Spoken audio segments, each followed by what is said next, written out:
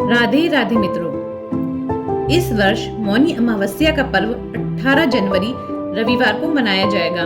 मान्यता है कि इस दिन स्नान, दान और पितरों का तर्पण करने के साथ साथ मौनी अमावस्या व्रत कथा का पाठ करने से विशेष पुण्य फल प्राप्त होता है।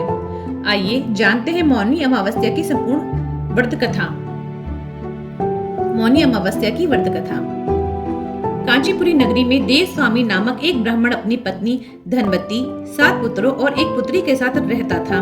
उसकी पुत्री का नाम गुणवती था। देव स्वामी ने अपने 7 पुत्रों का विवाह कर दिया और अब पुत्री के लिए वर की खोज हेतु अपने सबसे बड़े पुत्र को भेजा। इसी दौरान एक पंडित ने गुणवती की जन्म कुंडली देखी और ऐसी बात कही जिसे सुनकर सभी चिंतित हो गए। पंडित ने बताया कि कुंडली में एक दोष है जिसके कारण गुणवती के विधवा होने का योग है। देव स्वामी ने इस दोष से मुक्ति का उपाय पूछा तो पंडित ने बताया कि सोमा नामक एक स्त्री का पूजन करने से यह दोष दूर हो सकता है। पंडित ने बताया कि सोमा एक धूमिल है और सिंहल द्वीप में रहती है। उसे किसी प्रकार प्रसन्न कर कांचीपुरी लाना होगा। यह सुनकर देव स्वामी का सबसे छोटा पुत्र अपनी बहन गुणवती को साथ लेकर सिंहल द्वीप जाने के लिए सागर तट पर पहुंचा। सागर पार करने की चिंता में दोनों एक वृक्ष के नीचे बैठ गए। उस वृक्ष पर गिद्ध का घोंसला था जिसमें उसका परिवार रहता था। गिद्ध के बच्चों ने दोनों भाई बहन की बातचीत सुन ली। जब सायंकाल उनकी माँ आई तो बच्चों ने भोजन करने से मना कर दिया और कहा कि पहले नीचे बैठे इन दोनों प्राणियों की सहायता करो और उनकी समस्या का समाधान कराओ। माँ के वचन देने पर ही उन्होंने भोजन किया। अगले दिन गिद्ध की सहायता से दोनों भाई बहन सिंहल द्वीप पहुंच गए। वहां उन्हें सोमा का घर भी मिल गया।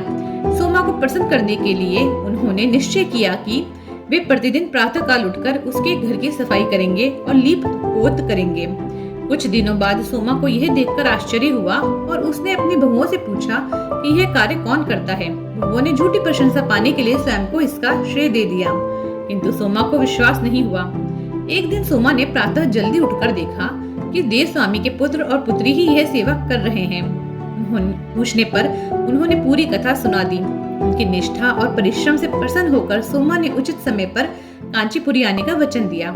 अधिक आग्रह करने पर वह उनके साथ चल पड़ी। घर से प्रस्थान करते समय सोमा ने अपनी बहुओं को निर्देश दिया कि उसकी अनुपस्थिति में यदि किसी की मृत्यु हो जाए तो शव का अंतिम संस्कार ना करे और उसके लौटने की प्रतीक्षा करे। इसके बाद सोमा कांचीपुरी पहुंची। अगले दिन गुणवती का विवाह संपन्न हुआ, किंतु सप्तपदी के तुरंत बाद ही उसके पति की मृत्यु हो गई। तब सोमा ने अपने संचित पुण्यों का फल गुणवती को प्रदान कर दिया। इसके पश्चात गुणवती ने भगवान विष्णु की आराधना की और पीपल वृक्ष की 108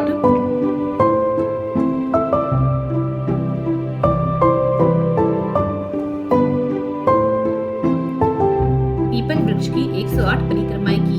उसके प्रभाव से उसका पति पुनः जीवित हो उठा। सोमा ने गुणवती को सौभाग्यवती होने का आशीर्वाद दिया और अपने घर लौट गई। उधर गुणवती को पुण्य फल देने के कारण सोमा के पुत्र जामाता और पति का निधन हो गया। तब सोमा ने पुनः पुण्य संचित करने के लिए मार्ग में अश्वत्थ पीपल वृक्ष की छाया में भगवान विष्णु का पूजन किया और 108 परिक्रमाएं की। इस पुण्य प्रभाव से उसके परिवार के मृत सदस्य पुनः जीवित हो गए। बोलिए अमावस्या माता की जय, विष्णु भगवान की जय।